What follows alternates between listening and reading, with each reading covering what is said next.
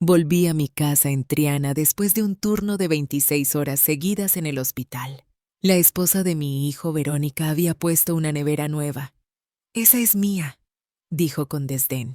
«A partir de ahora compre su propia comida, Esperanza». Puso etiquetas amarillas en todo, olvidando que ella y Javi vivían en la casa que yo terminé de pagar sin aportar un solo céntimo. Así que preparé una sorpresa legal que los hizo arrodillarse y llorar en el salón de mi propia casa. Conduzco por el puente de Triana. Es casi medianoche. Las luces de Sevilla brillan al otro lado del río, pero no me quedan fuerzas para mirarlas. Me arden los ojos. Acabo de terminar un turno de 26 horas seguidas en el Hospital Virgen del Rocío. 26 horas. Este cansancio no es un cansancio normal. Es un dolor sordo. Empieza en la planta de los pies, quemando dentro de los zapatos de enfermera. Sube por la columna. Me atenaza los hombros. Mis dedos, después de 1000 lavados con jabón desinfectante, están secos y agarrotados. Tengo 67 años. A esta edad, cada turno largo es como si me arrancara un trozo de vida. Pero sigo haciéndolo. Javi siempre dice que debería jubilarme, pero sigo haciéndolo. Aparco el coche. El callejón de Triana está en silencio. Solo quiero entrar en casa, quitarme estos zapatos y quizás tomar un vaso de leche caliente antes de caer rendida. No pido nada más. Meto la llave en la cerradura. La pesada puerta de madera se abre. Silencio. Es mi casa. El silencio me da la bienvenida. «Javi, Verónica», llamo en voz baja. Nadie responde. Estarán en su cuarto. Me quito el abrigo, lo cuelgo en la percha. Mi bolso cae al suelo. Estoy tan cansada que ni me molesto en recogerlo. Voy directa a la cocina. La cocina que he limpiado 1000 veces. Donde he cocinado cada cumpleaños de Javi. Donde lloré sola cuando mi esposo murió dejándome deudas y un hijo de 8 años con asma. Y me quedo helada, justo en medio de mi cocina. Mi cocina de azulejos sevillanos donde cuelgan mis ollas de cobre, donde está mi vieja mesa de roble. Erguido en medio de todo hay algo monstruoso. Una nevera. No es mi nevera, la mía. Es la de siempre color crema, todavía funciona bien. Esta es diferente. Es alta de acero inoxidable, brillante. Tiene una pantalla digital de las que hacen hielo por fuera. Una nevera americana completamente fuera de lugar en mi casa. Está plantada justo al lado de la mía, haciendo que la mía parezca un trasto enano amarillento y patético. Me quedo ahí intentando entender de dónde ha salido. La han comprado. La han comprado sin preguntarme. «Allá has vuelto». Esa voz me sobresalta. Verónica, mi nuera, sale del pasillo. No lleva pijama. Lleva vaqueros ajustados y una camiseta. Sostiene el móvil, sus dedos deslizándose por la pantalla. Me mira de reojo y luego mira la nevera. «Esa es mía», lo dice sin levantar la vista del teléfono. Trago saliva. Tengo la voz rasposa después de un día tan largo. «¿Cómo dices?» «La nevera. Es mía». Por fin levanta la vista. «La tuya estaba un poco sucia». No quería mezclar mi comida. Y entonces lo dice. La frase que lo empezó todo. «A partir de ahora compra tu propia comida. Esperanza». Esperanza. No me llama suegra. No me llama doña Esperanza como hacen los vecinos. Me llama por mi nombre, como si hablara con una compañera de piso, una molesta. En la misma casa que terminé de pagar con mi sangre. «Pero, ¿qué dices, Verónica?» «La comida que hay en la nevera es la que compro para todos». Ese es el problema. Se encoge de hombros. No quiero discutir. Solo quiero que lo mío sea mío y lo tuyo tuyo. Se acerca a la nevera vieja. Mi nevera. Abre la puerta. Se me corta la respiración. Todo. El trozo de queso manchego que compré en el mercado. El paquete de chorizo que le gusta a Javi. El yogur griego que me tomo por las mañanas. Los tomates, la lechuga. Incluso la mantequilla. Todo tiene pegada una etiqueta adhesiva amarilla. Y en cada etiqueta escrito con rotulador negro su nombre, Boeronis. «¿Qué es esto?», susurro. Me tiemblan las manos. Ya se lo he dicho. Es mi comida. Usted compre la suya. Pero, si esto lo he pagado yo compré estas cosas. Las compré yo con mi dinero. Tu dinero no puedo evitarlo. Verónica, tú no trabajas. No has trabajado un solo día desde que te casaste con Javi hace 2 años. Su cara se endurece. Hago las cosas de la casa. Y Javi me da dinero. Su dinero es mi dinero. No es justo que tenga que compartir lo que compro con mi dinero. Javi, mi hijo. Javi, llamo. El cansancio de 26 horas desaparece reemplazado por un escalofrío. Javi, ven aquí ahora mismo. Aparece en la puerta de su dormitorio. Javi, el niño al que acuné, el niño al que oí jadear noches enteras por culpa del asma. Se queda ahí en pantalones cortos mirándome. Esos ojos. Los ojos que solían mirarme con admiración, ahora miran al suelo. No se atreve a mirarme a la cara.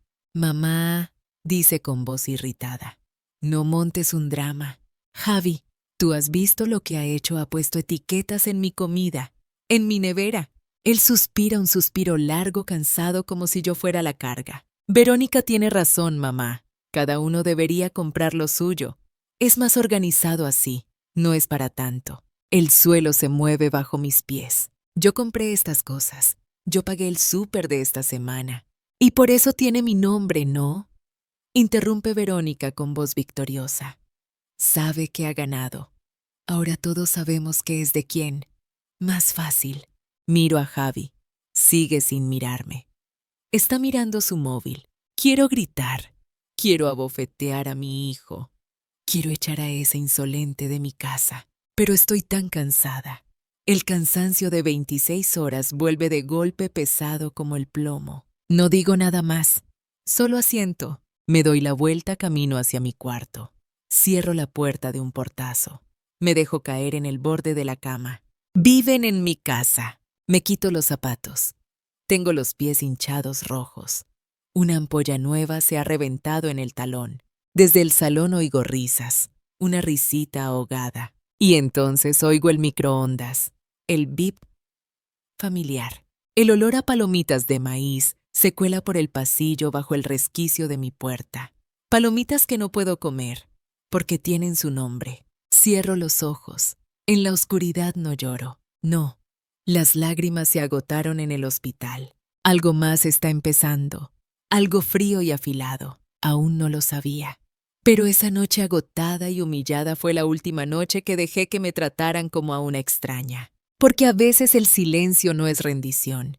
A veces es solo la calma antes de la tormenta. Y lo que descubrí días después fue peor que las etiquetas amarillas. Pensé que lo de la nevera era el fondo, que no podían hundirme más. Me equivoqué. Los siguientes 2 días la casa se sumió en un silencio extraño. Un silencio frío pesado.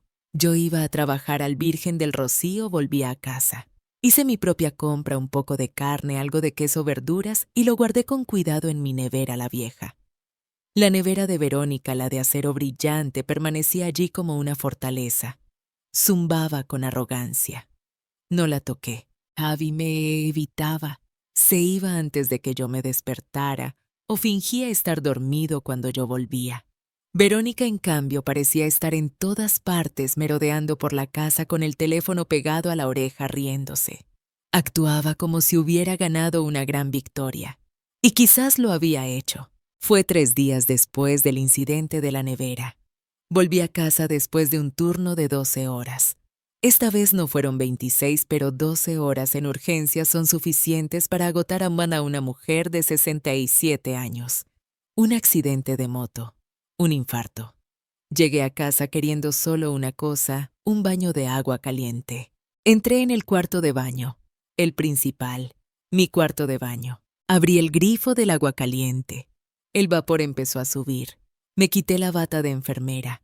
Alargué la mano para coger el bote de champú y me detuve. Justo en el bote de Pantene que llevaba usando 10 años, había una etiqueta adhesiva amarilla. Verónica. Parpadeé. Debía ser un error. El vapor me nublaba la vista. Miré a un lado. La pastilla de jabón, etiquetada. El tubo de pasta de dientes. Etiquetado. El rollo de papel higiénico. Le había puesto una etiqueta al rollo de papel higiénico. Me quedé allí desnuda en medio del vapor y sentí frío, un frío que me calaba los huesos. Esto ya no era por la comida. Esto era una ocupación. Estaba marcando su territorio. Y su territorio claramente lo era todo. Miré a mi alrededor. Lo único que no tenía etiqueta era mi viejo cepillo de dientes. Cerré el grifo. Ya no quería bañarme. Me volví a vestir. Me sentía sucia. Salí directa a la cocina. El hambre y el cansancio habían desaparecido. Ahora solo sentía un temblor agudo. Abrí el armario de los platos de cerámica de Triana, heredados de mi madre. Etiqueta amarilla. El armario de los vasos. Etiqueta amarilla. Abrí de golpe el cajón de los cubiertos. El metal entrechocó con un ruido estridente. Los tenedores. Los malditos tenedores. Busca algo. Esa voz. Justo detrás de mí. Me giré en redondo. Verónica. Estaba allí de brazos cruzados apoyada en su nevera nueva. Masticaba chicle. Verónica. Intenté mantener la voz firme. ¿Qué es esto? Esos platos eran de la abuela de Javi. Solo estoy protegiendo mis cosas. Sonrió. Esa sonrisa nunca le llegaba a los ojos. Ya sabe, las cosas se confunden. Así cada uno sabe lo que es de quién. Pero yo compré estas ollas. Yo compré estos platos hace 20 años. Ah, se encogió de hombros. Un gesto casual como si hablara del tiempo. Pues póngale su nombre usted también. Yo le pongo el mío a lo mío. ¿Y qué es exactamente tuyo en esta cocina? Las palabras salieron más duras de lo que pretendía. Entrecerró los ojos. Dejó de masticar el chicle. Cuidado con el tono suegra. Usó la palabra suegra como se usa un insulto. Soy la esposa de su hijo. Soy la nueva señora de esta casa. Merezco un respeto. Respeto. La palabra retumbó en mi cabeza. Ella exigía respeto de pie en medio de las ruinas de mi autoridad. Se dio la vuelta pavoneándose y volvió al salón donde la televisión seguía a todo volumen. Esa noche Verónica cocinó. Conocía ese olor. Lo reconocería en cualquier parte. Mole. La elaborada salsa de chocolate y chiles. Era la receta de mi abuela. Yo se la había enseñado a ella cuando Javi la trajo a casa por primera vez. En esos primeros meses, cuando ella todavía fingía ser una nuera dulce. Cuando todavía fingíamos ser una familia. El aroma llenó la casa. Hizo que mi estómago vacío desde la mañana rugiera. No había comido nada decente. En el hospital solo tomé café. Me senté en mi cuarto, la puerta cerrada. Pensé en salir, en servirme un poco. Después de todo era mi receta. Pero no pude. No podía comer la comida que ella había cocinado en mis ollas en mi cocina después de lo que había hecho. Cada bocado sería una derrota. Cada bocado sería admitir que ella había ganado. Oí sus risas, el tintineo de los cubiertos. «Está delicioso, cariño», dijo Javi. Luego la voz de Verónica más baja, pero lo suficiente para oírla a través de la puerta. «Cuando vendamos el coche de tu madre podremos juntar para el hotel en Cancún». Silencio. Contuve la respiración. «No sé si ella quiera venderlo», respondió Javi con voz débil. «Ay, amor», se rió Verónica. «Ese coche está viejo. Tu madre casi no lo usa, siempre va andando a la parada del autobús. Nosotros lo necesitamos más». Esperé a que mi hijo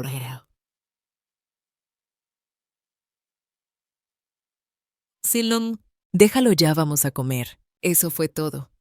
No me defendió. A la mañana siguiente supe que tenía que hablar con Javi. A solas. A la mañana siguiente me desperté a las 6. Tenía el día libre, pero no podía dormir. La rabia y la humillación de la noche anterior seguían hirviendo. Sabía que tenía que hablar con Javi. A solas. Verónica no podía estar presente. No podía usar esos ojos de serpiente para controlar a mi hijo. Bajé a la cocina. Todavía estaba oscura, bañada por esa luz gris azulada del amanecer en Sevilla. Preparé una cafetera. El olor a café fuerte, el mismo aroma con el que despertaba a Javi para ir al colegio durante 15 años se extendió. Hoy solo olía amargo. Me senté a la mesa en silencio y esperé. A las 7 en punto oí abrirse la puerta de su dormitorio. Javi entró en la cocina con el pelo revuelto y ojeras oscuras. Llevaba la misma camiseta de ayer. Se sobresaltó al verme sentada allí. «Mamá, qué temprano te has levantado», murmuró yendo directo a la cafetera, evitando claramente mi mirada. Cogió una taza. «Javi, tenemos que hablar», dije. Mi voz era tranquila, la calma de una enfermera que ha visto demasiado. Él suspiró un suspiro largo, cansado, como si yo fuera su mayor carga. «Mamá, por favor, es muy temprano. Tengo que salir a buscar trabajo». Dijo lo de buscar trabajo como si fuera una tarea agotadora, aunque yo sabía que solo daba vueltas en el coche y se sentaba a tomar café en un bar. «No tardaré mucho. Siéntate». No se sentó. Se quedó apoyado en la encimera con los brazos cruzados. Una postura defensiva, idéntica a la de Verónica. «¿Tú ves lo que está pasando en esta casa?», empecé. Y no hablo de la nevera. Hablo de las etiquetas. En el baño. En mis cosas. En cosas que compré antes de que esa chica naciera. Javi resopló. «Otra vez con eso. Son solo etiquetas, mamá. Verónica. Ella solo quiere que las cosas estén organizadas. Siempre exageras todo». «Organizadas». Me levanté de golpe. La silla arañó el suelo de baldosas con un ruido estridente. «Le ha puesto una etiqueta al papel higiénico, Javi. ¿A eso le llamas organización o se llama humillación? Me llama esperanza por el pasillo en mi propia casa. No entiendes lo que está haciendo, está intentando echarme». Mi hijo golpeó la taza de café contra la mesa. El sonido de la cerámica resonó. «¿Puedes dejar ya el rollo de mi casa, mis cosas?». Su voz se volvió irritada. «Lo repites todo el tiempo. Yo también vivo aquí. Soy tu hijo. Esta también es mi casa».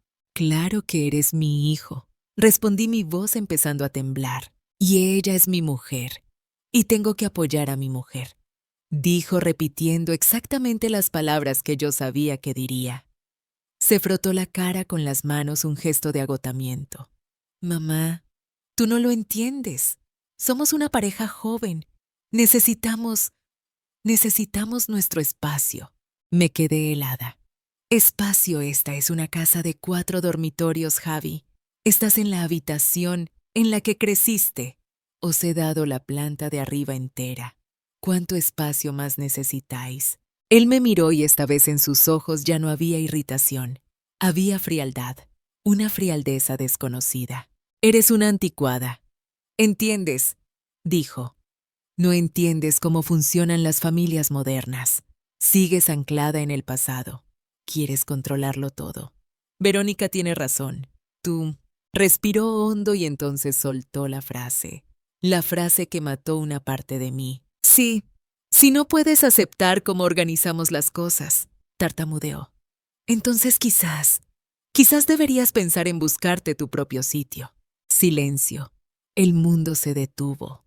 Podía oír el goteo de la cafetera, el ruido de una moto en la calle. Mi propio sitio».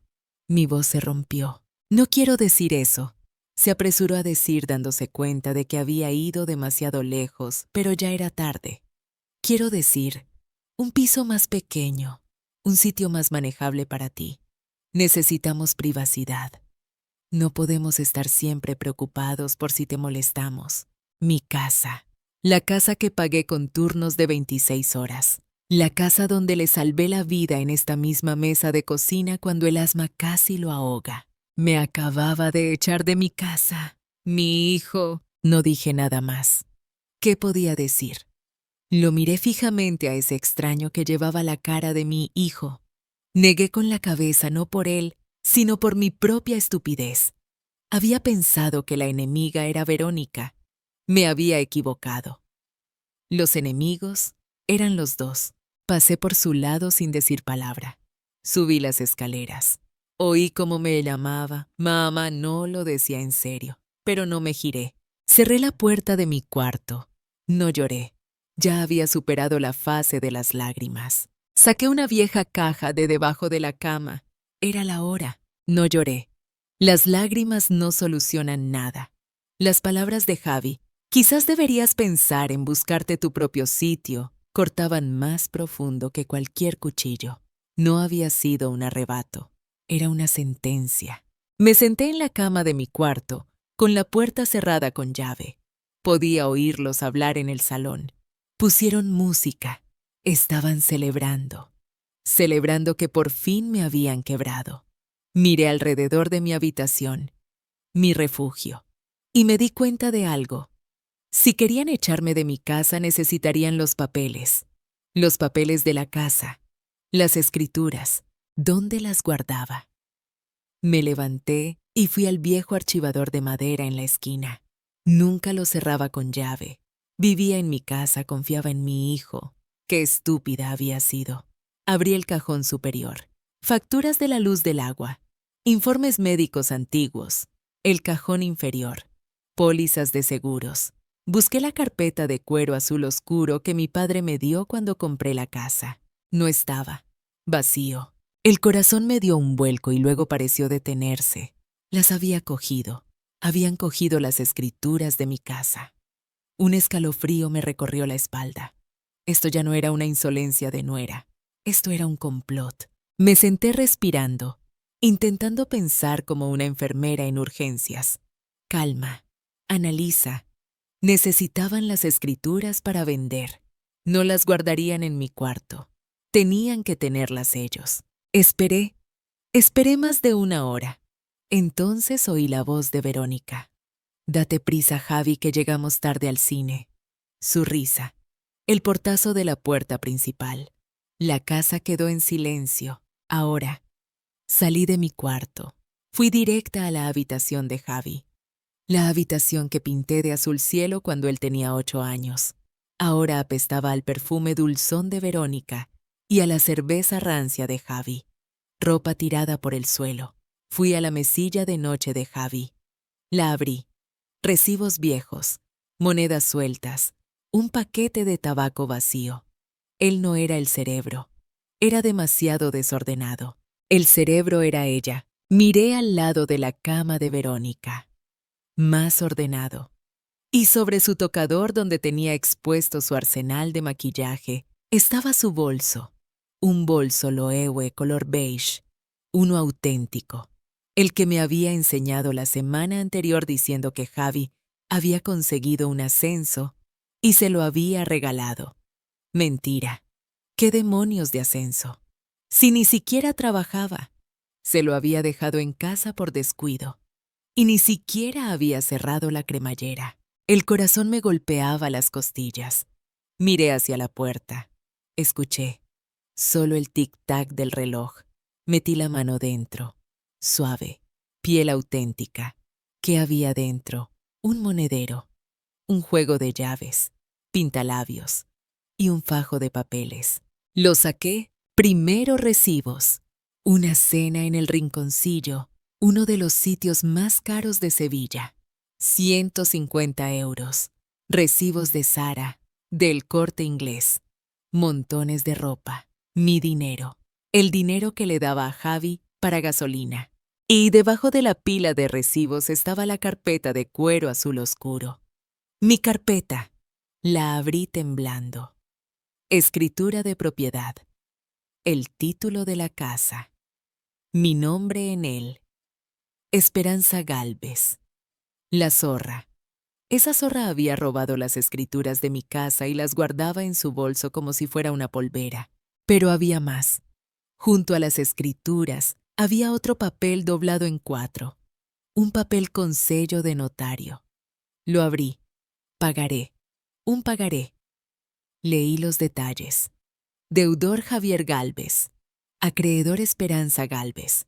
Cantidad 450,000 pesos. Casi lo había olvidado. Eran los ahorros de mi vida. Hacía 2 años, justo después de casarse con Verónica. Vino a mí con los ojos brillantes. Mamá, una oportunidad de negocio. Importar piezas de coches. Solo necesito 450,000. Te lo devolveré duplicado en 6 meses. Incluso insistió en hacerlo ante notario para que veas que voy en serio. Pasaron los 6 meses. El negocio fracasó. El dinero desapareció. Él nunca volvió a mencionarlo. Y yo nunca se lo reclamé, porque era mi hijo. Pensaba que el amor de una madre era perdonar. Yo había perdonado esa deuda, pero ella, no. Verónica, ella no lo había olvidado. Había guardado este pagaré, no para pagarlo, sino como arma. Y entonces lo vi, en el fondo del bolso, dobladas con esmero, unas hojas de papel. No eran documentos oficiales, eran impresiones. Las desdoblé. Eran capturas de pantalla, mensajes de WhatsApp, entre Javi, mi amor, y Verónica. Empecé a leer. Verónica, hablaste con el de la inmobiliaria, Javi, sí. Dice que esta casa en Triana con esta ubicación vale por lo menos 3 millones. Verónica, ¿lo ves? Tu madre ya está mayor. ¿Cuánto más va a vivir cuando muera? ¿A quién le va a dejar la casa, Javi? ¿A mí? Soy hijo único. Verónica, exacto. Pero ¿por qué esperar? Convéncela de que venda ya. Le decimos que es para mudarse a un sitio más pequeño, más fácil de cuidar. Verónica, le damos 800,000 para ella. Nos quedamos con 2 millones. Suficiente para el piso de lujo en Angelópolis y para viajar un año entero. Javi, no sé, se va a enfadar. Verónica, ya se le pasará. Además, ¿qué va a hacer? ¿Echarte a la calle? Eres un niño bonito. Dale unos meses de tratamiento especial y la ablandamos. Javi, tratamiento especial. Verónica, ja, ja, ja. Ya verás, en 2 meses nos está rogando que la ayudemos a vender. La fecha de los mensajes, 3 meses atrás. Tratamiento especial. Se me cayeron los papeles de las manos. Se esparcieron por el suelo. Ahora lo entendía todo. La nevera, las etiquetas, el búscate tu propio sitio. No eran arrebatos de mal humor. Era una campaña. Un plan sistemático calculado para torturarme psicológicamente, para quebrarme, para hacerme creer que era una carga y que renunciara voluntariamente a mi casa. Mi hijo, mi propia sangre, había estado de acuerdo. Mis manos dejaron de temblar. Se volvieron terriblemente firmes. Con calma recogí cada papel. Los alicé. Saqué mi teléfono. Hice fotos de todo. Cada página de las escrituras. Un primer plano del pagaré de 450,000. Cada mensaje de WhatsApp. Claros, nítidos. Volví a colocarlo todo exactamente como estaba. Metí el fajo de papeles en el bolso Loewe. Puse el bolso de vuelta en su sitio. Volví a mi cuarto. Cerré con llave. Me senté en la cama en silencio mirando las fotos en mi teléfono. Tratamiento especial, habían dicho. Javi tenía razón. Era la hora. Esa noche no dormí. Me senté en el sillón de mi cuarto con el teléfono en la mano mirando fijamente las fotos. Tratamiento especial. ¿Cuánto más va a vivir? Le damos 800,000.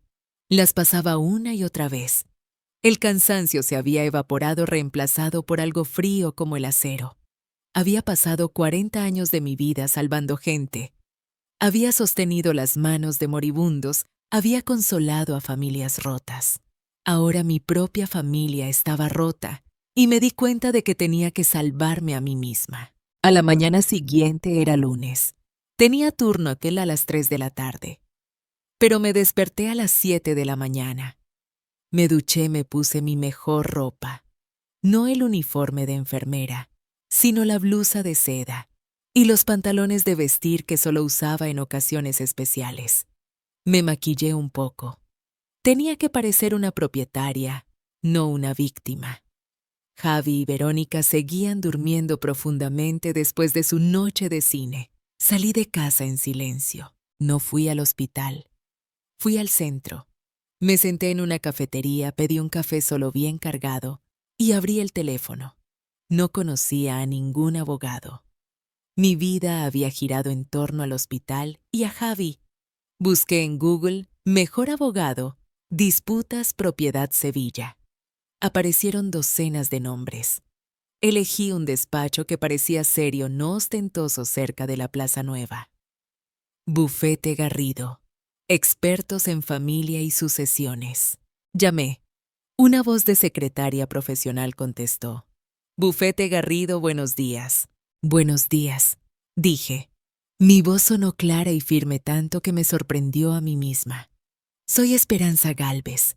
Necesito una cita urgente con el abogado Garrido. Hoy. Señora Gálvez, la agenda del señor Garrido hoy está completa. Es sobre apropiación indebida de propiedad y estafa. Interrumpí. Involucra a mi hijo. Hubo un breve silencio. La secretaria dijo, «¿Puede usted estar aquí a las 11? Él tiene 30 minutos». «Allí estaré», dije y colgué. A las 10:50 estaba frente a mí una pesada puerta de roble. El despacho de Garrido no era grande, pero respiraba autoridad. Suelos de mármol frío. Olía a papel antiguo, a madera pulida y a buen café. La secretaria me indicó que pasara. El señor Garrido la recibirá en un momento. A las 11 en punto, un hombre de unos 50 años salió. No era alto, pero sí corpulento. Llevaba un traje a medida y unas gafas de pasta. Me miró sin compasión, con análisis. «Señora Gálvez, pase. Soy Garrido». Su despacho tenía un desorden organizado. Códigos legales apilados en su mesa. Títulos enmarcados en la pared. Señaló una silla de cuero. «Tiene 30 minutos. Cuéntemelo». Me senté. No lloré. No me lamenté. Expuse los hechos como una enfermera presenta un caso. Soy Esperanza Gálvez, enfermera en el Virgen del Rocío, 67 años. Soy propietaria de la casa en Triana donde vivo. Mi hijo Javier y su esposa Verónica viven conmigo. No pagan alquiler. Están intentando quitarme la casa. Garrido asintió con la pluma lista. Tiene pruebas. Puse mi teléfono sobre la mesa. «Mire usted mismo».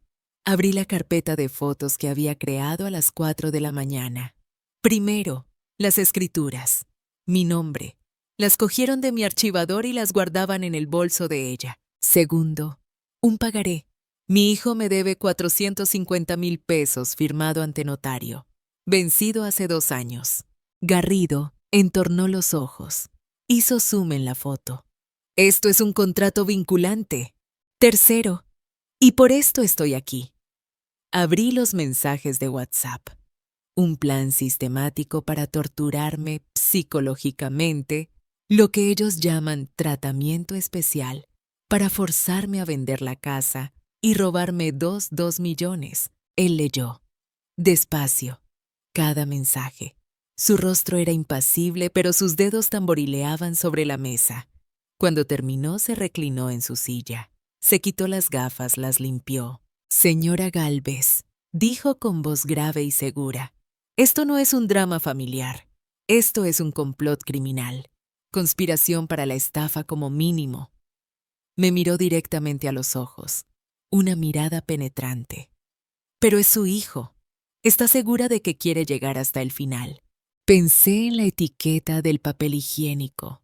Pensé en Javi, el hijo al que salvé la vida, diciéndome que me buscara mi propio sitio. Pensé en la palabra tratamiento especial. «Señor Garrido», respondí. «Mi hijo Javier murió hace 2 años cuando se casó con esa mujer. El hombre que vive en mi casa es un extraño y lo quiero fuera de mi casa». Garrido asintió un gesto seco. «Bien». Se puso las gafas y acercó un bloque de notas. «Esto es lo que haremos. No solo los vamos a echar. Vamos a atacar en 3 frentes. 1, orden de desahucio inmediata basándonos en que usted es la única propietaria y ellos no tienen contrato. 2, una demanda civil ejecutiva por esos 450,000 pesos más los intereses acumulados». Hizo una pausa. «Eso subirá a más de 600,000. Y 3, añadió, pediremos una indemnización por daños morales basándonos en estos mensajes. Pediremos otros 100,000. No vamos a dejar que levanten cabeza». Dila así. Me pasó un papel. «Esta es la provisión de fondos. 15,000 pesos. Para empezar los trámites inmediatamente». Era casi todo lo que tenía en mi cuenta de emergencias. El dinero que guardaba por si enfermaba. No lo dudé. Saqué mi tarjeta. Adelante. Con todo. Salí del despacho hasta las 11:30. El sol de octubre en Sevilla era brillante. Caminé por la acera sin sentir alivio. No me sentía feliz. Me sentía fría vacía. Pero por primera vez en meses sentía que tenía el control. Ya no era la víctima, era la acreedora. Y la guerra acababa de empezar. Han pasado 3 días desde que vi al señor Garrido. 3 días de una calma antinatural. La casa estaba en silencio, pero no era un silencio tranquilo. Era el silencio de una trinchera antes del amanecer. Yo seguía mi nueva rutina. Me levantaba, iba al hospital, volvía. Compraba mi propia comida, mi yogur, mi pieza de fruta, mi queso, y la guardaba en mi nevera vieja, la amarillenta.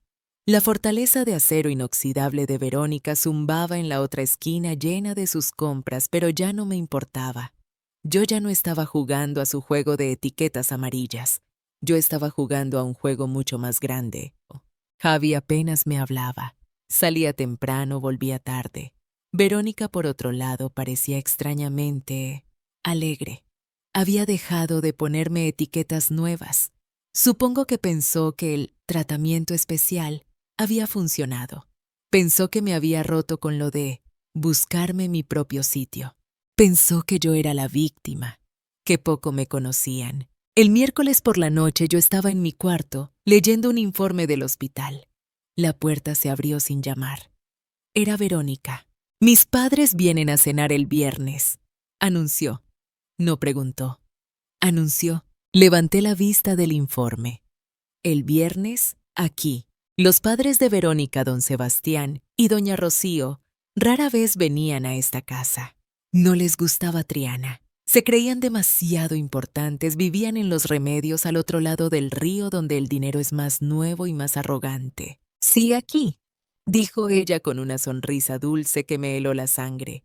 Quieren verte, quieren hablar contigo, como familia. Como familia, repetí. La palabra sonó absurda.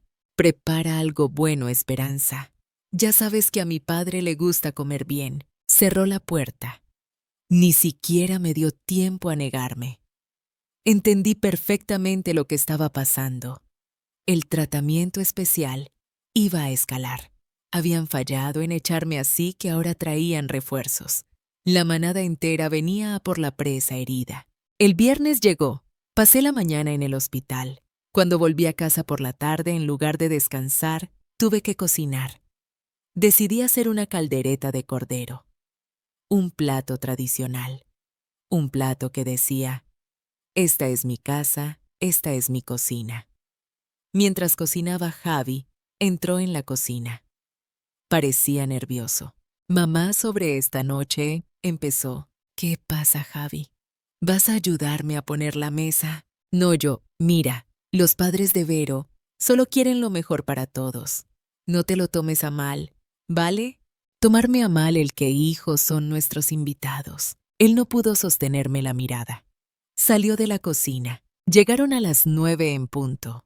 Doña Rocío, delgada como un alfiler, envuelta en un chal caro, y con un olor a perfume tan fuerte que llenó todo el pasillo. Don Sebastián, un hombre corpulento con un bigote espeso y una voz de trueno que usaba para dar órdenes. Trajeron una caja de pasteles de la campana, la hipocresía envuelta en azúcar. Esperanza querida, qué buena cara tienes, exclamó doña Rocío, dándome 2 besos al aire sin rozarme la piel. Mentira. Tenía ojeras por el turno de anoche. Buenas noches, doña Rocío, don Sebastián. Bienvenidos. Pero qué bien huele, bramó don Sebastián frotándose las manos. Javi, hijo, saca el vino bueno que hay que celebrar. ¿Celebrar qué? Pregunté con calma. Verónica se rió. Celebrar la familia, mamá. No es obvio. La cena fue una tortura. Don Sebastián habló sin parar sobre sus negocios, sobre un nuevo proyecto inmobiliario, sobre cómo el dinero no se hace durmiendo. Doña Rocío interrogó a Javi sobre su búsqueda de trabajo, y Javi mintió diciendo que tenía varias entrevistas prometedoras. Verónica les servía vino actuando como la anfitriona perfecta en mi casa, en mi mesa usando mis platos, los platos que su hija había etiquetado. Yo comí en silencio. Respondía con monosílabos. Esperaba. Sabía que esto no era una visita social, era una ejecución. Cuando terminamos de cenar, Verónica dijo, «Pasemos al salón a tomar el café». Nos sentamos. Javi en una silla pequeña tenso. Yo en mi sillón de siempre. Y ellos tres, Verónica, doña Rocío y don Sebastián, se sentaron juntos en el sofá grande, como un tribunal. Doña Rocío puso su taza en la mesa. Empezó ella. La táctica suave. «Esperanza querida», dijo poniendo su mano sobre la mía. Su mano estaba fría. «Llevamos tiempo preocupados por ti». «¿Preocupados por mí? Estoy perfectly, Rocío. Gracias». No lo estás, mujer», intervino Verónica. «Te matas a trabajar en ese hospital. Tienes 67 años. Esta casa es enorme. Es demasiado para ti. Yo me las arreglo perfectamente». «Pero, ¿a qué coste?», suspiró doña Rocío. «Vives cansada, sola.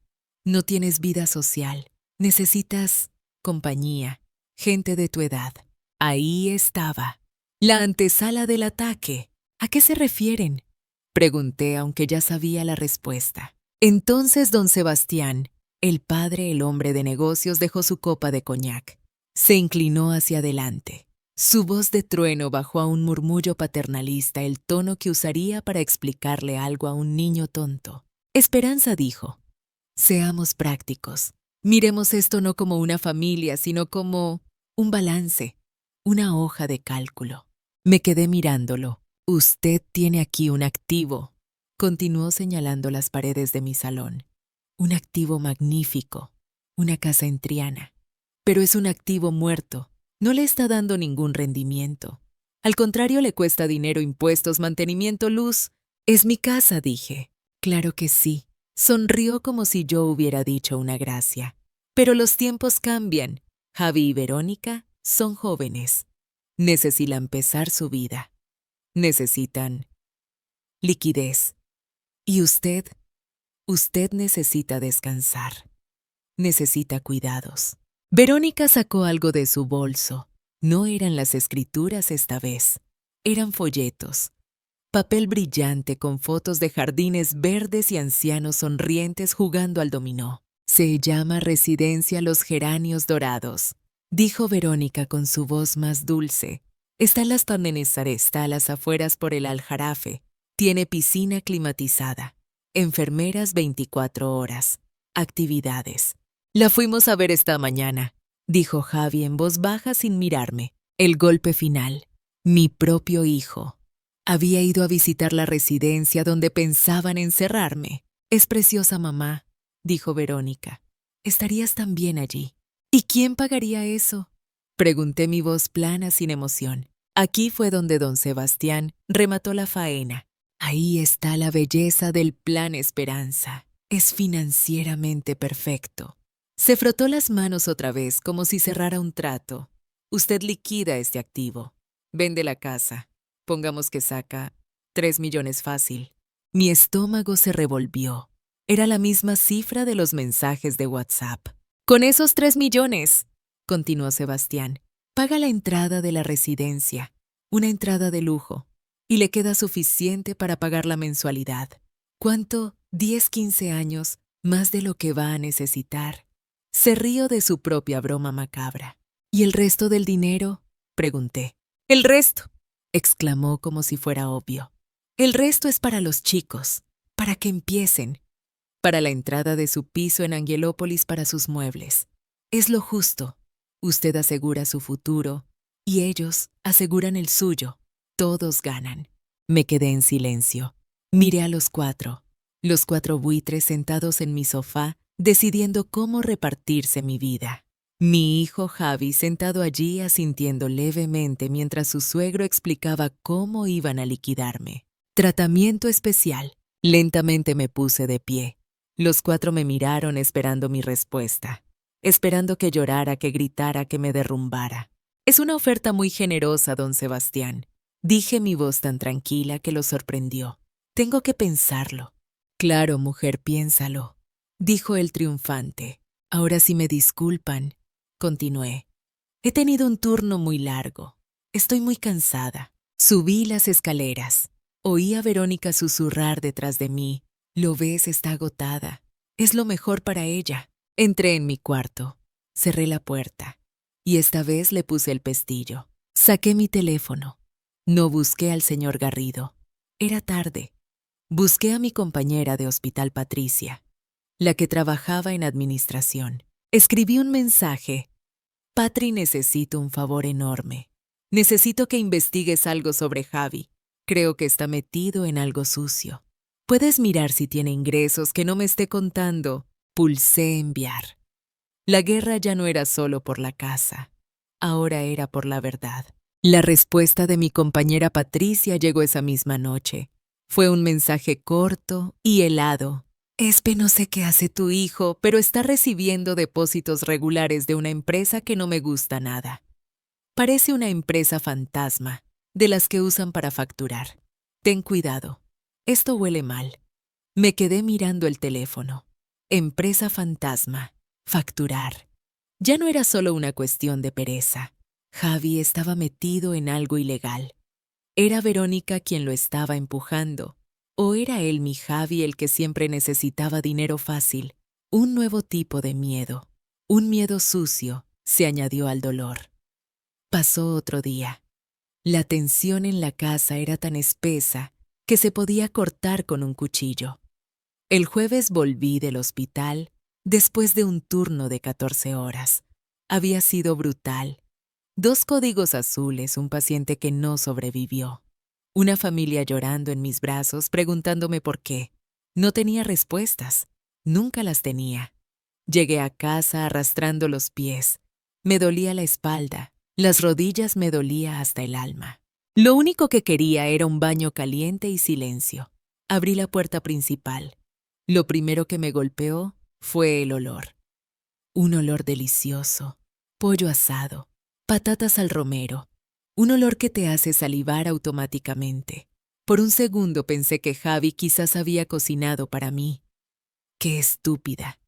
Entré en la cocina y me quedé paralizada. La nevera vieja, la mía, estaba abierta. Y estaba vacía. Completamente vacía. En el suelo, junto al cubo de la basura, había una bolsa negra.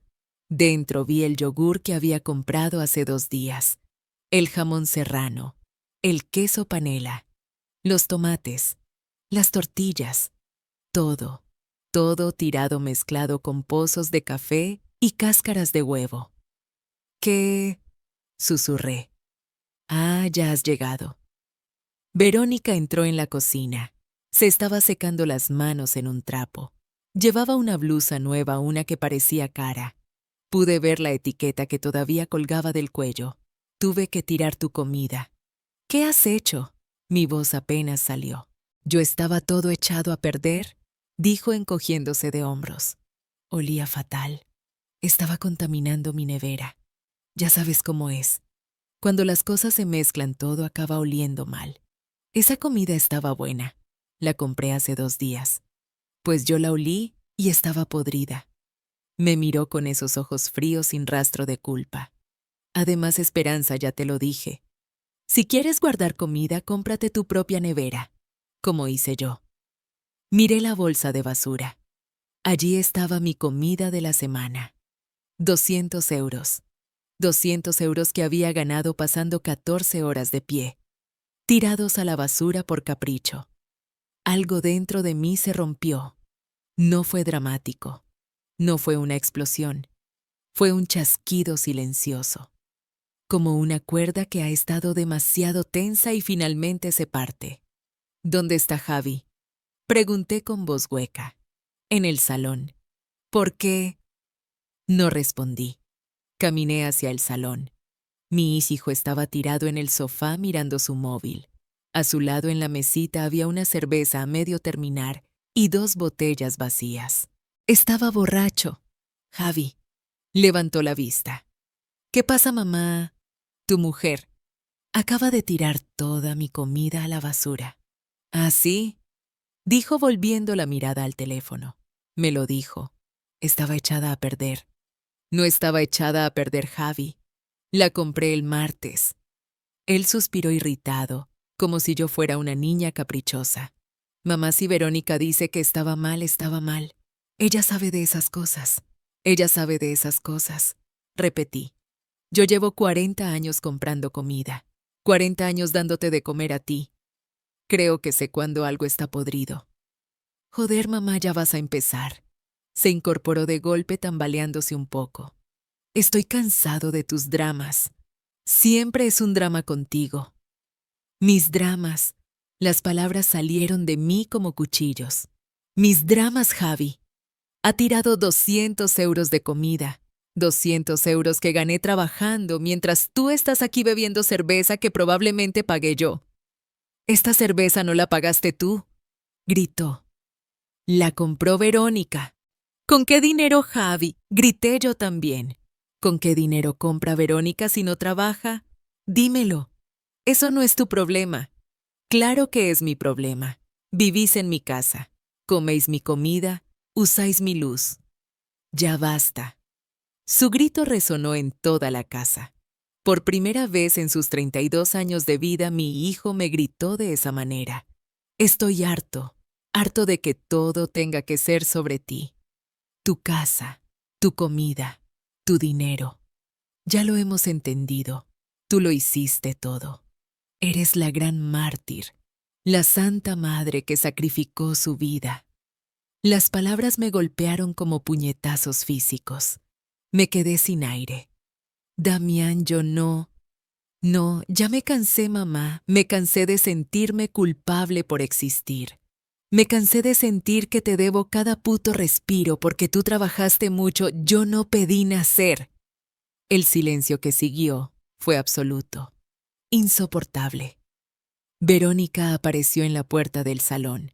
Tenía una pequeña sonrisa en los labios, una sonrisa victoriosa. Miré a mi hijo, a ese hombre de 32 años con los ojos rojos por el alcohol y la rabia, y no lo reconocí. El niño al que había salvado del asma, el adolescente al que había pagado la universidad. Ese niño se había ido. En su lugar había un extraño que me odiaba. Está bien, dije con voz tan baja que apenas me oí. Está bien. Me di la vuelta. Subí las escaleras peldaño por peldaño agarrándome a la barandilla. Entré en mi cuarto. Cerré la puerta con llave. Y entonces, por primera vez en toda esta pesadilla, me senté en el borde de mi cama y lloré. Lloré como no había llorado desde que murió mi marido. Lloré por el hijo que había perdido. Lloré por la humillación. Lloré hasta que no me quedaron más lágrimas. Y cuando terminé, saqué mi teléfono. Con manos temblorosas marqué el número de mi hermana Luz María en Morelia. Contestó al segundo tono. Espe, ¿qué pasa? ¿Estás bien? Dijo preocupada. Eran las 10 de la noche, y entonces me derrumbé de nuevo. Se lo conté todo entre sollozos. Las etiquetas, la nevera, los mensajes, la comida en la basura. Y las palabras, las horribles palabras de Javi.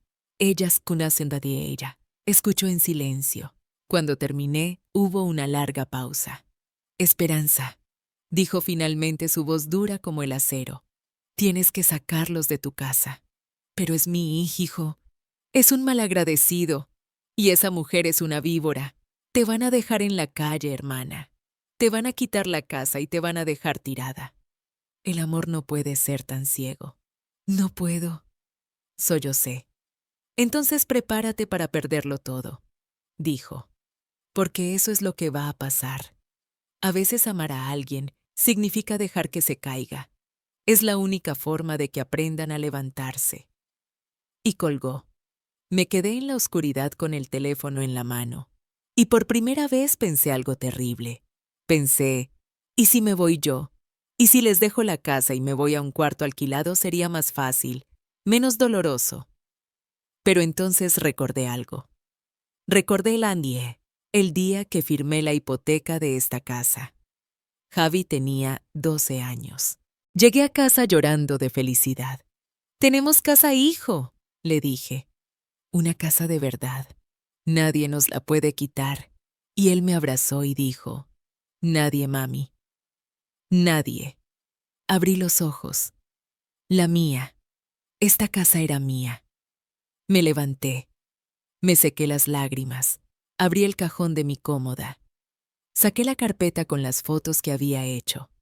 Las escrituras. El pagaré. Los mensajes. Puse el teléfono sobre la mesa y abrí el chat con el señor Garrido. Escribí, licenciado, soy Esperanza. Necesito verlo mañana. Urgente. Vamos a acelerar todo. Quiero que salgan de mi casa la próxima semana. La respuesta llegó en segundos. Entendido, señora Gálvez. Mañana a primera hora. Guardé el teléfono. Las lágrimas se habían acabado. En su lugar había algo más duro. Determinación. Mi hijo había olvidado algo que yo le había enseñado: toda acción tiene consecuencias. Y las suyas acababan de empezar. El viernes por la mañana me desperté con una claridad aterradora. El mensaje de Patricia, mi compañera de administración del hospital, había llegado la noche anterior, después de mi llamada a mi hermana. Era corto y directo. He mirado lo de Javi. Tienes razón. Está recibiendo depósitos quincenales en una cuenta nueva. La empresa que paga se llama Importaciones Fénix. No tiene empleados registrados, no tiene dirección física real. Es una empresa fantasma de libro de las que se usan para facturar operaciones falsas. Es defraudación fiscal. Si Hacienda lo descubre, se mete en un lío enorme. Quizás hasta la cárcel. Cárcel. Esa palabra. Cárcel. Se me heló la sangre. Mi hijo, mi Javi, el niño con asma en la cárcel. Sentí un pinchazo de pánico, el viejo instinto de madre de protegerlo, de correr y decirle, sal de ahí. Pero me detuve. Recordé la comida en la basura. Recordé, yo no pedí nacer. Recordé, búscate tu propio sitio. No iba a salvarlo esta vez, pero necesitaba la prueba física. El señor Garrido era un abogado, no un familiar. No podía ir a un juicio solo con la palabra de mi amiga. Necesitaba los papeles, necesitaba los estados de cuenta bancarios que Javi estaba escondiendo. Tuve que fingir. Esa fue la parte más difícil. Me levanté, me puse el uniforme de enfermera. Bajé a la cocina. Ellos ya estaban allí. Verónica bebiendo zumo de naranja en la encimera de mármol. Javi comiendo tostadas de mi nevera vieja. Me di cuenta con amargura seguro que se le había acabado lo suyo. Ninguno de los dos me miró. Buenos días, dije, mi voz sorprendentemente normal. Verónica hizo un ruido con la garganta. Javi murmuró algo. Preparé mi café, cogí una manzana de mi estante y me fui. Que tengas buen turno, dijo Verónica con falsa dulzura mientras yo salía por la puerta. Ya hablaremos de lo de la residencia cuando vuelvas. No me giré. Sabía que no iba a ir al hospital. Hoy no. Llamé al Virgen del Rocío y dije que tenía una emergencia familiar que me tomaría el día. Aparqué el coche a 2 calles de distancia y esperé. A las 10:30 salieron. Verónica primero vestida para el gimnasio con sus mallas caras y sus gafas de sol. Subió a su coche, el coche que Javi le compró con el dinero sucio. 10 minutos después, salió Javi. Se veía fatal, sin afeitar, con la misma ropa de ayer. Subió al coche de su padre, el viejo Seat que yo le había regalado, y se fue en la dirección opuesta. Esperé 15 minutos más, solo para asegurarme. Luego caminé de vuelta a la casa. Abrí la puerta. El silencio era total. Fui directa a su dormitorio. Esta vez sabía lo que buscaba. Ya había encontrado el complot en el bolso de ella. Ahora necesitaba las finanzas. Y las finanzas sabía Javi las guardaría él. No miré su mesilla de noche. Demasiado obvio. Miré debajo de la cama. Estaba lleno de cajas de zapatos vacías.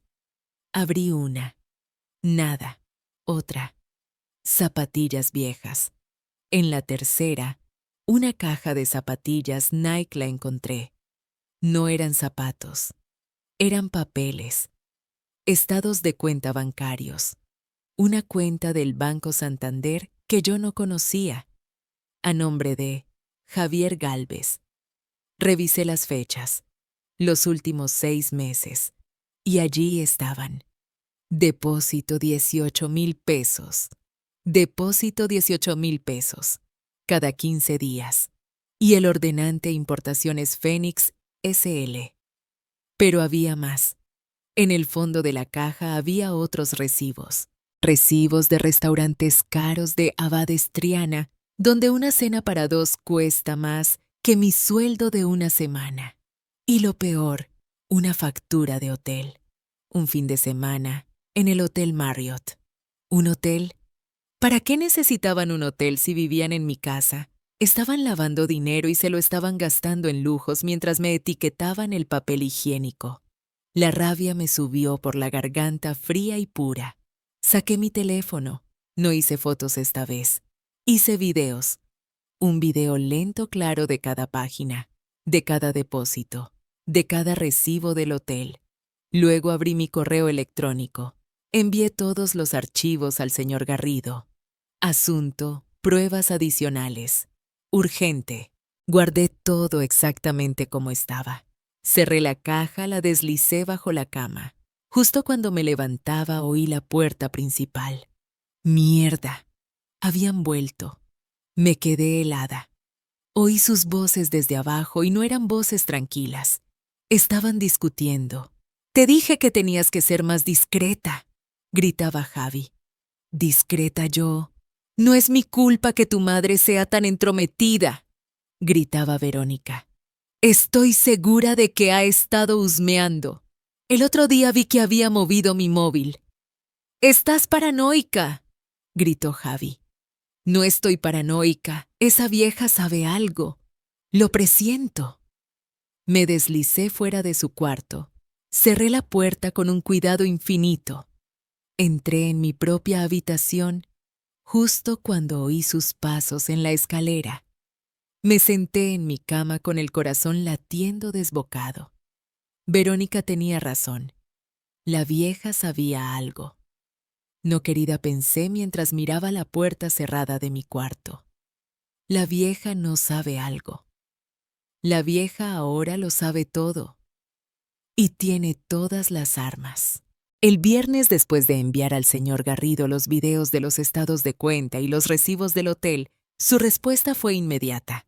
«Recibido. Pruebas A. Tenemos todo.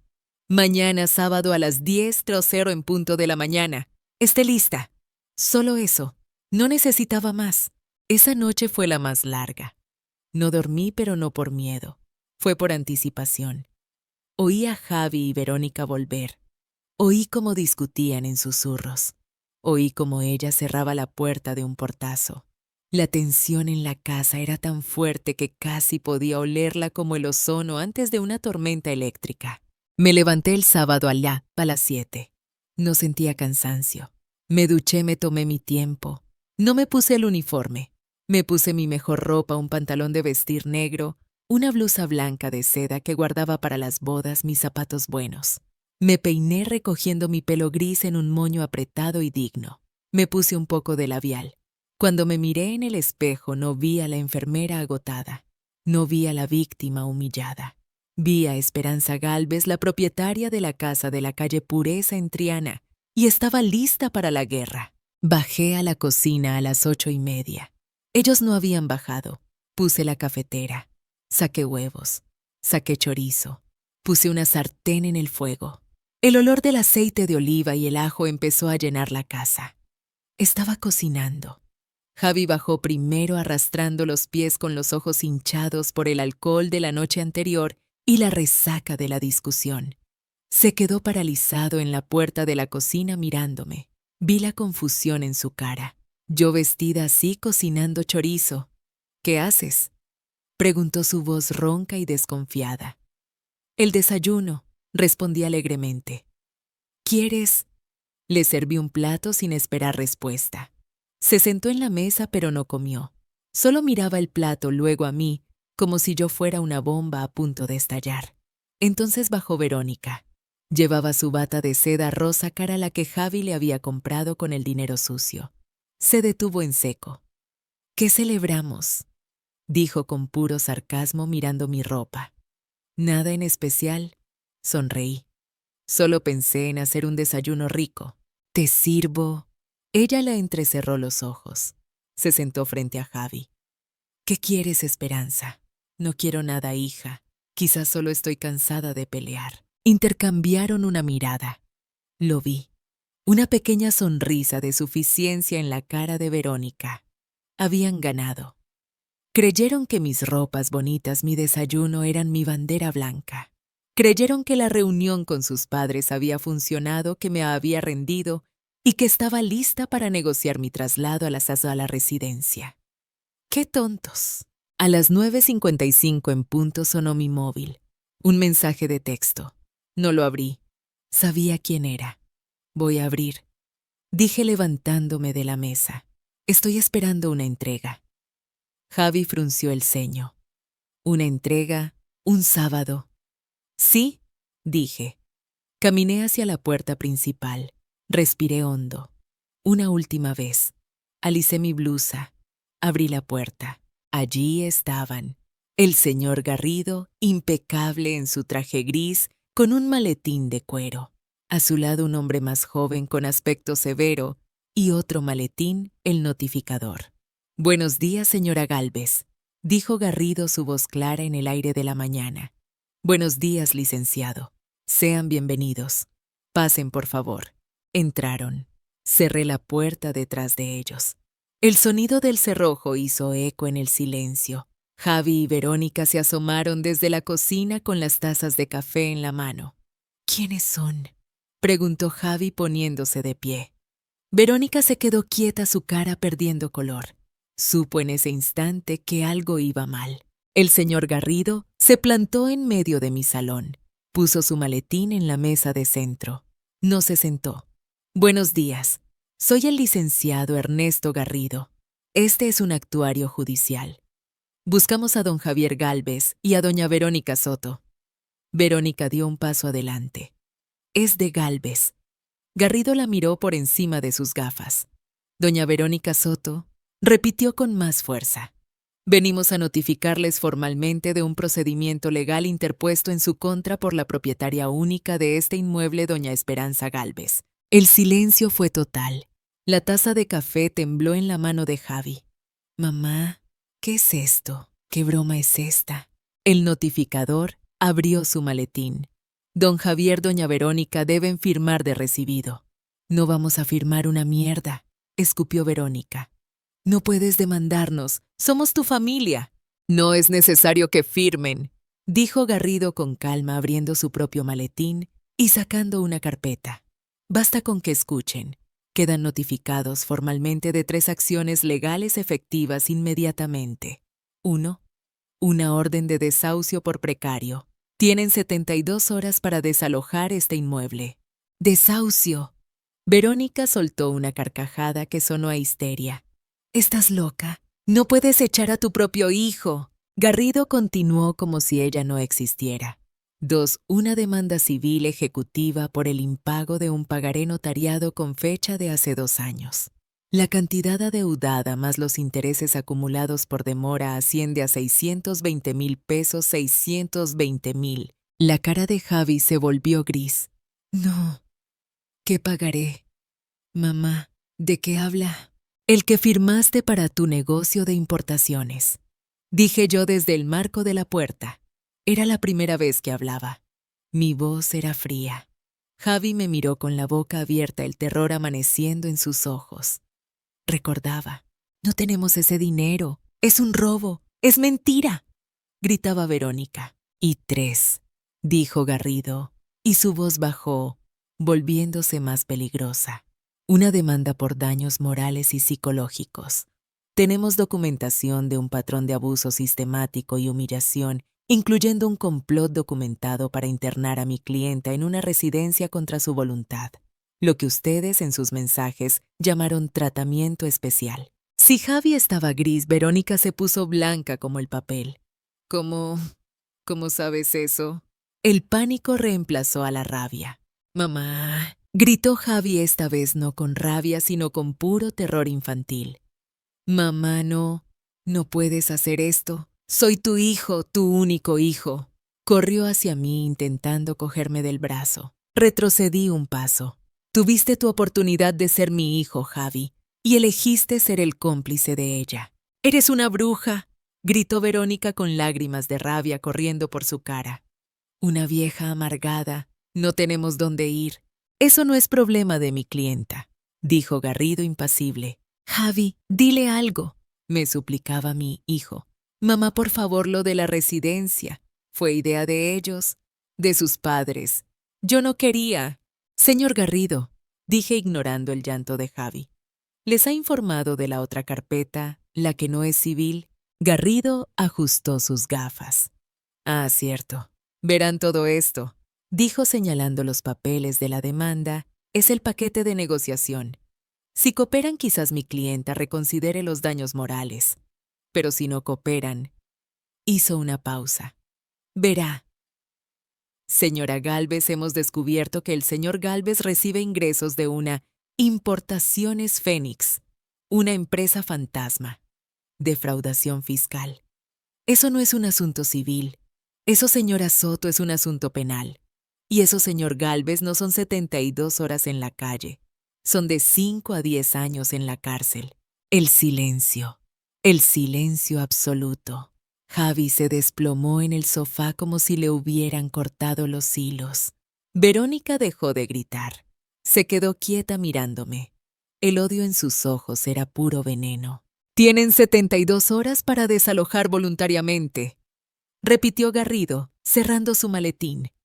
Si no lo hacen el martes a primera hora, la policía estará aquí. Y créanme, una copia de esa carpeta irá directamente a la agencia tributaria. Que tengan un buen día.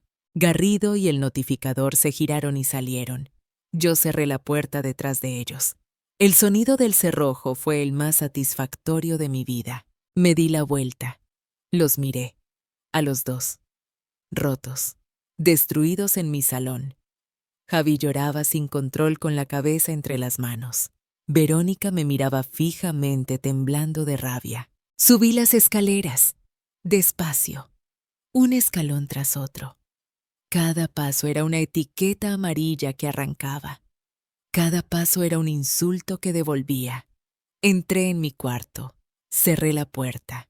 Y por primera vez en 2 años respiré aire limpio en mi propia casa. Subí las escaleras. Oí el clic de la cerradura de mi puerta al cerrarse. Y entonces el silencio. Un silencio pesado, cargado, que duró quizás 10 segundos. Y luego se rompió. No fue un llanto, fue un grito.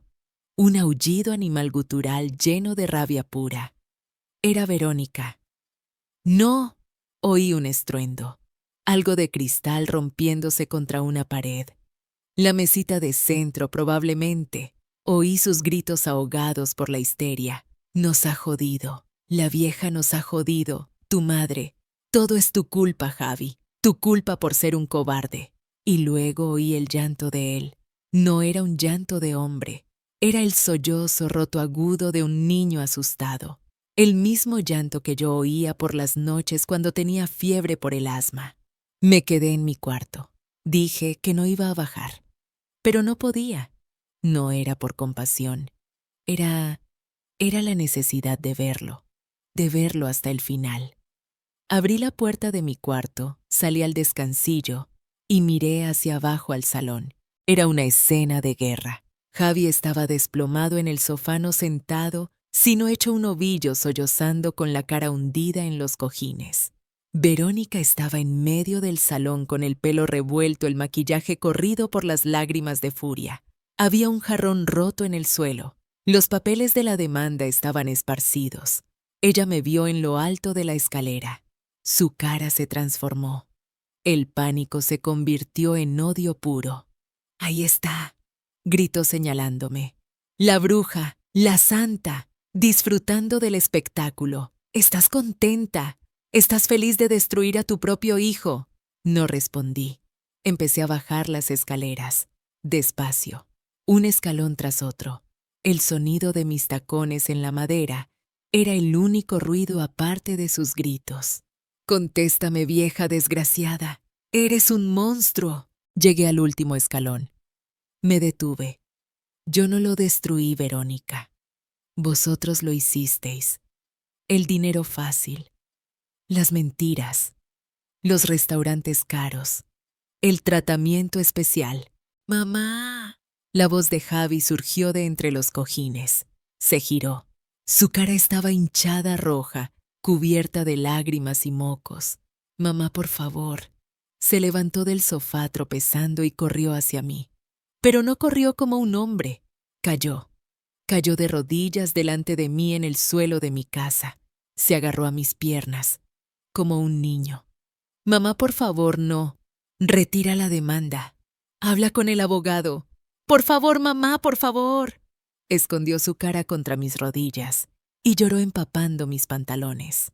Era patético. «Levántate, Javi. Por el amor de Dios, levántate», gritó Verónica asqueada. «No te arrastres ante ella. Tú cállate», gritó Javi sin levantar la cara. «Tú cállate, esto es tu culpa. Tuya, tus ideas, tus planes, tu tratamiento especial». «¿Mi culpa?», se rió ella una risa rota. «Yo te di ideas, pero tú eras el que no tenía cojones para decirle que no a tu mami». Miré la coronilla de mi hijo, su pelo sucio pegado a mi pantalón. Puse mi mano sobre su cabeza. Él dejó de llorar un segundo, quizás pensó que era un gesto de perdón. Aparté su cabeza de mí, con frialdad. «Levántate, Javier. No te arrastres. Yo no crié a un hombre para que se arrastrara». Él se quedó de rodillas, mirándome hacia arriba con los ojos de un perro apaleado. «Te he pasado la vida entera salvándote», le dije, mi voz tranquila pero más dura que el mármol. «Te salvé del asma. Te salvé de las malas notas. Te salvé de tus deudas cuando te casaste. Te di 450,000 pesos de mis ahorros de jubilación, Javi. Dinero que yo gané fregando suelos de hospital a las 3 de la mañana». Él empezó a llorar de nuevo. «Y en cuanto te salvé, dejaste que tu mujer me humillara en mi propia casa. Dejaste que me pusiera etiquetas en la comida. Dejaste que planeara venderme mi casa y meterme en una residencia». «No, mamá, yo no quería», sollozó. «Pero lo permitiste». Mi voz se alzó por primera vez. «Permitiste que me tirara la comida a la basura. Y cuando te lo dije borracho en ese sofá me gritaste que tú no habías pedido nacer». Él se encogió como si lo hubiera golpeado. «Esto no es una venganza, hijo. Es una consecuencia. Es la única lección que te queda por aprender. Has vivido 32 años sin consecuencias. Bienvenido a la primera. Ya no puedo salvarte. Esta vez tienes que caerte. Y tienes 72 horas para hacerlo». «Eres un monstruo», gritó Verónica, sus ojos brillando de veneno. «Un monstruo de corazón frío». Me giré hacia ella. «Y tú eres una ladrona». «Esto no se va a quedar así», escupió. «Voy a llamar a mi padre. Mi padre tiene abogados. Abogados de verdad, no un chupatintas de barrio. Mi padre te va a destruir». Sonreí. Fue una sonrisa pequeña, apenas un movimiento de la comisura de mis labios. Pero fue real. Y la asustó. «Bien, hazlo. Llama a don Sebastián. Anímalo. Y cuando lo hagas», me incliné un poco hacia ella. «Dile a sus abogados de verdad que les mando saludos. Y pregúntales qué opinan de Importaciones Fénix. Pregúntales qué opinan de la defraudación fiscal. Diles que si se atreven a pelear esta demanda civil, yo entregaré con mucho gusto la carpeta penal a la agencia tributaria». La cara de Verónica perdió el último rastro de color. «Diles que elijan, Verónica. O pierden esta casa, o pierden a tu marido durante 10 años en la cárcel. La elección es vuestra». Me di la vuelta. Javi seguía arrodillado en el suelo, pero ya no lloraba. Estaba callado, inmóvil, mirando al vacío. Había entendido. El juego había terminado. «Tenéis 72 horas», dije dirigiéndome al pasillo. «Voy a empezar a sacar vuestras cosas». Las 72 horas habían empezado a contar. La casa que antes estaba llena de sus risas y discusiones ahora estaba sumida en un silencio sepulcral. Era peor que los gritos. Era el silencio de la derrota. Me encerré en mi cuarto, pero los oía. Oí el primer día el resto del sábado pasar entre susurros furiosos y portazos ahogados. Oí a Verónica gritarle por teléfono a su padre, don Sebastián. «Papá, tienes que hacer algo. Esa bruja nos vas a echar». Sí, amenazó con lo de la cárcel. «¿Cómo que no te metas, papá, papá?» Oí el teléfono golpear la pared. Y entonces silencio. La verdadera explosión ocurrió el domingo por la mañana, el día del Señor, el día de la familia. Yo estaba en la cocina preparándome un café cuando bajaron. No juntos. Verónica primero con 2 maletas grandes. Llevaba la cara hinchada de llorar. Pero sus ojos no eran de tristeza, eran de puro odio. Javi la seguía pálido, temblando sin afeitar. «Vero, por favor, piénsalo. Podemos ir a un hotel, buscar un abogado». Verónica se detuvo en medio del salón. Soltó las maletas. Se giró y le dio una bofetada. Un golpe seco que resonó en toda la casa. «Piensa tú, Javi. Eres un inútil, un puto cobarde. Eso es lo que eres». Su voz era veneno puro.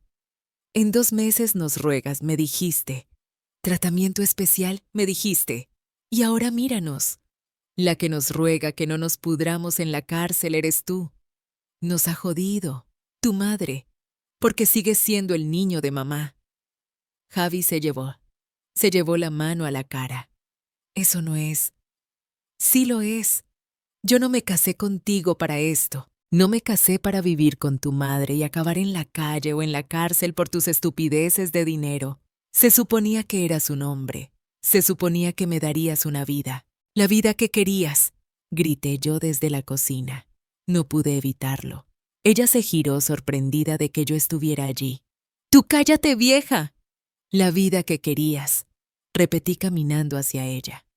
«El bolso Loewe, el Hotel Marriott, el piso de 3 millones. Eso no es una vida, eso es un atraco». Y se acabó. Ella me miró.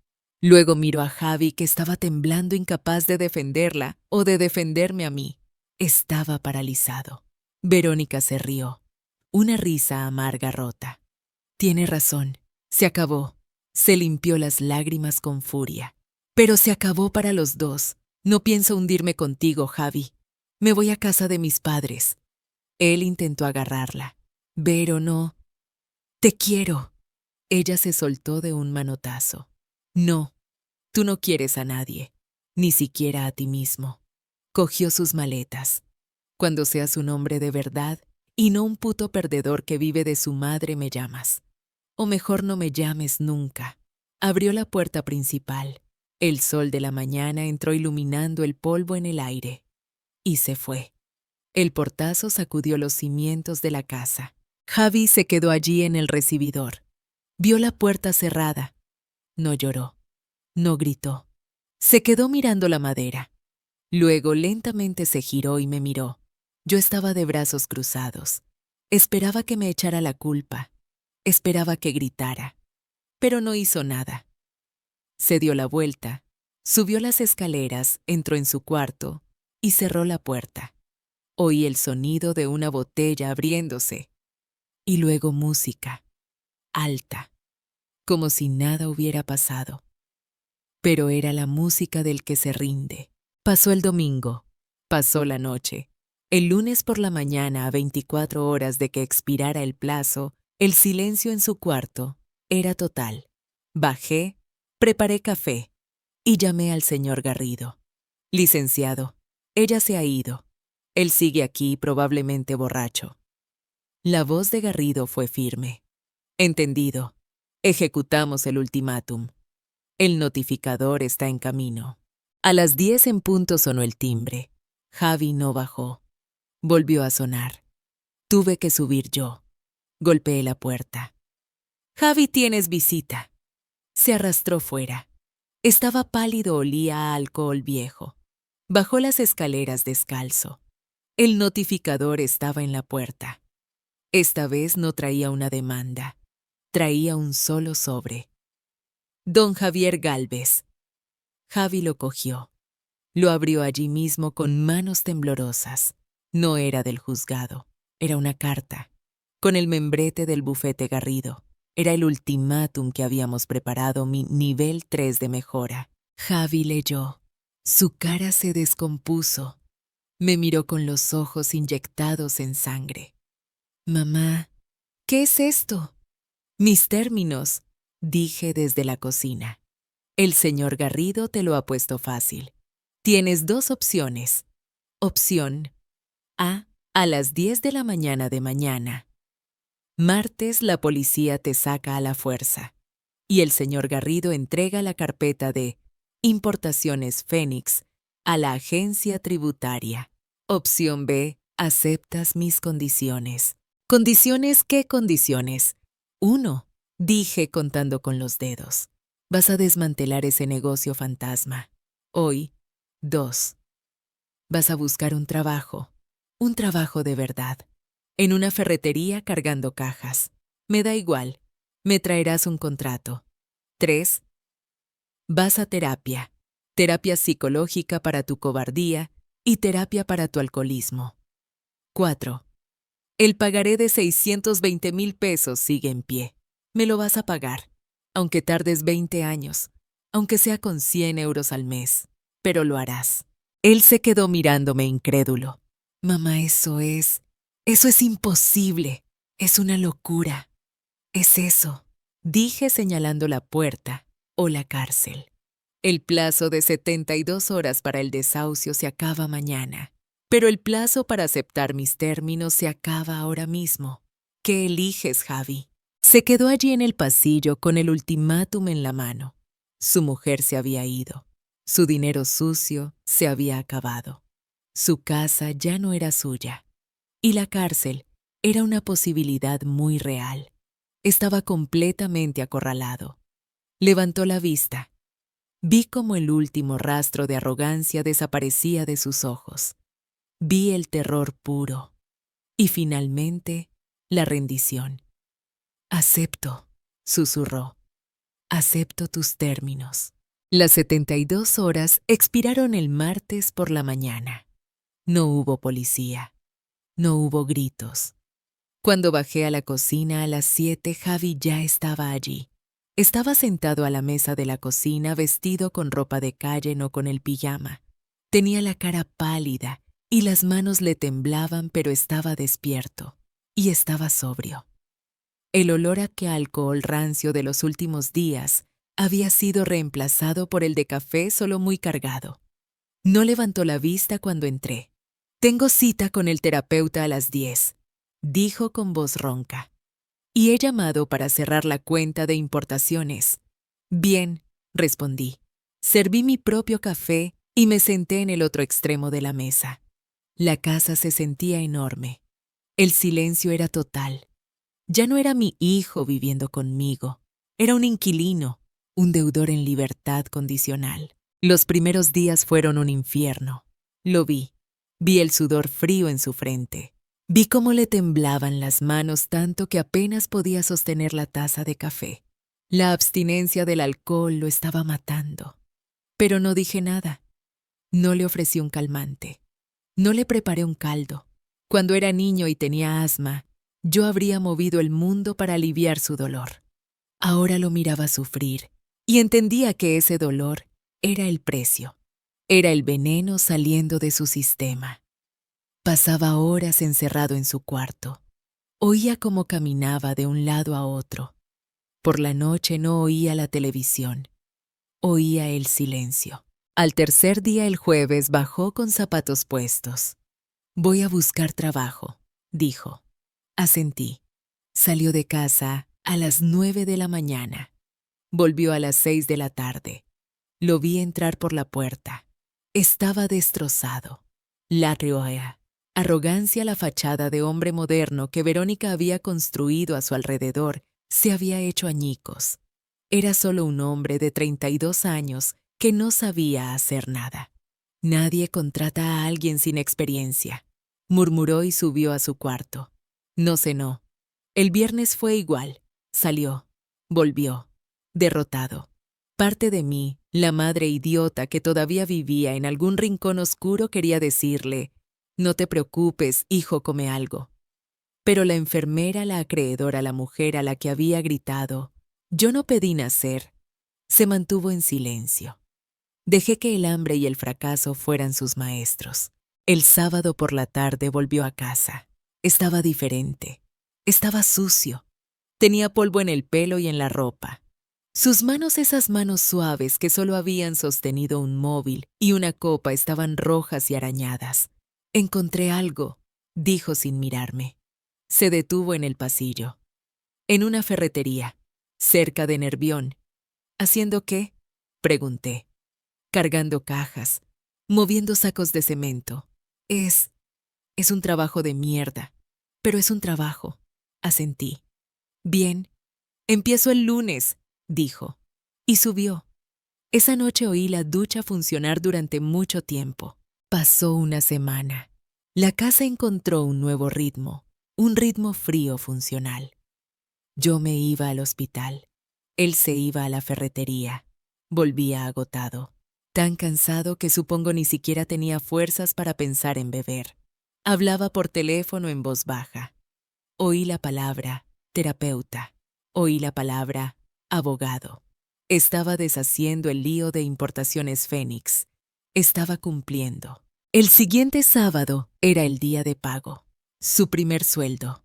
Yo estaba en mi cuarto cuadrando mis cuentas del hospital. Oí un golpe suave en mi puerta. Era Javi. Adelante. Abrió la puerta, pero no entró del todo. Se quedó en el umbral.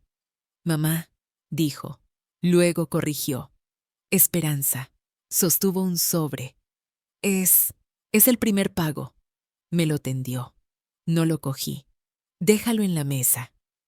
Él entró, lo dejó sobre mi escritorio. Había dinero en efectivo. 300 euros. ¿Qué es esto?, pregunté. Es lo que te debo. Su voz era firme. 100 por la renta de esta semana y 200 como primer pago de la deuda. La deuda de 62.000 euros. Pero entonces sacó un papel doblado de su bolsillo. ¿Y esto también es para ti? Lo desdobló. Era un plan de pagos, hecho a ordenador. Hablé con el terapeuta y él me puso en contacto con un asesor financiero. Me ha hecho un plan. Si vivo con lo mínimo y hago horas extra, puedo pagarte 200 euros al mes. Tardaré más de 20 años, pero lo haré. Miré la hoja.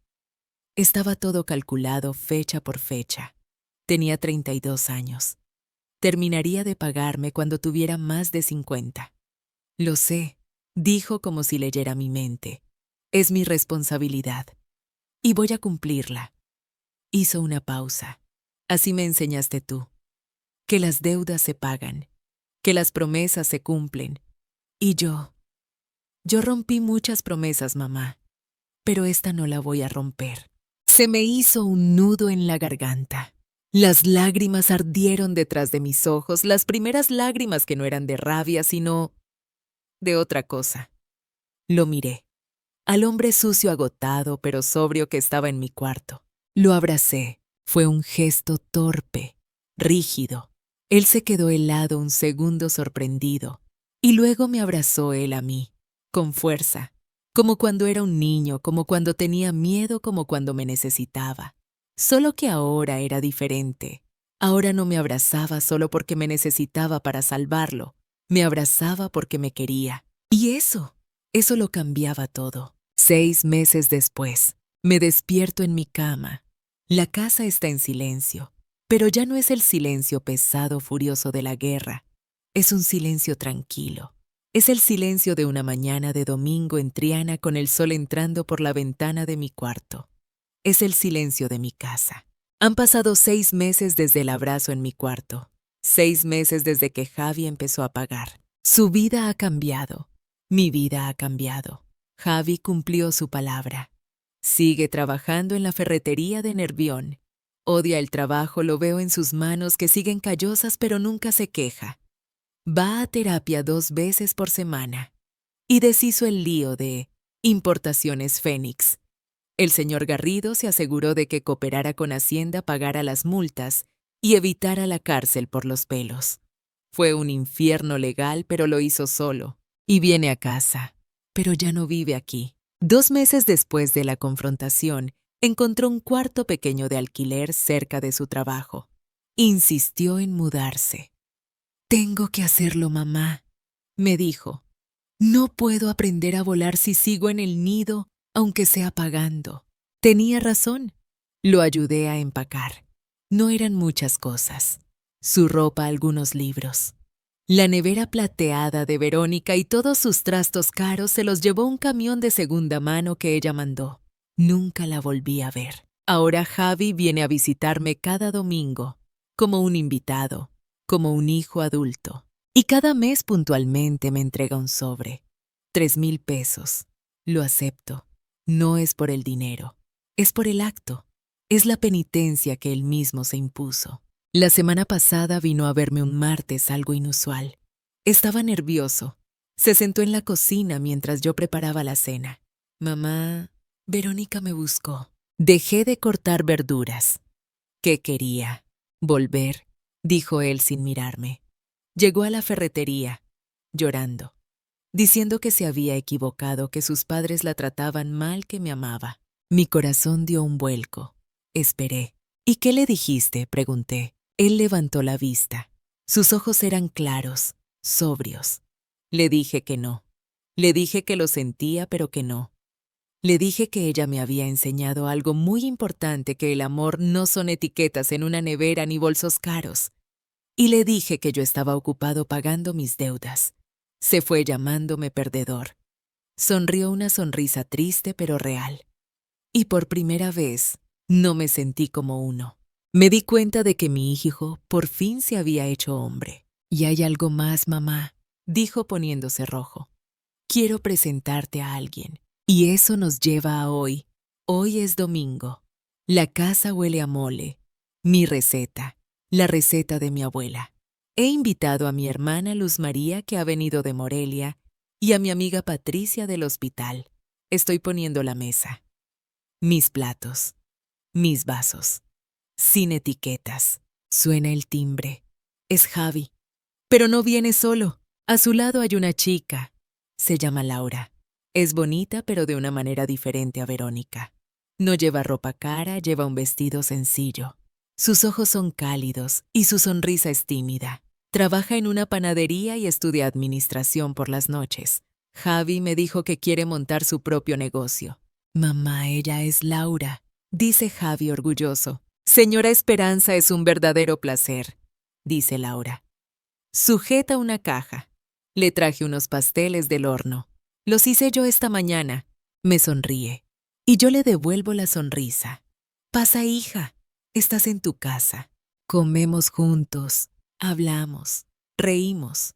Patricia cuenta historias del hospital. Luz María se queja de su marido. Y Javi habla de su trabajo en la ferretería. Habla de un proyecto para organizar el almacén. Está orgulloso de un trabajo que le ensucia las manos. Al final de la comida, mientras tomamos café, Javi saca su sobre. El sobre de los 3,000 pesos. Me lo tiende como cada mes. Lo cojo, pero esta vez no lo guardo. Lo sostengo en la mano. Lo miro. Luego lo vuelvo a poner en la mesa frente a él. «Mamá», pregunta confundido. «Esta es la última», digo en voz baja.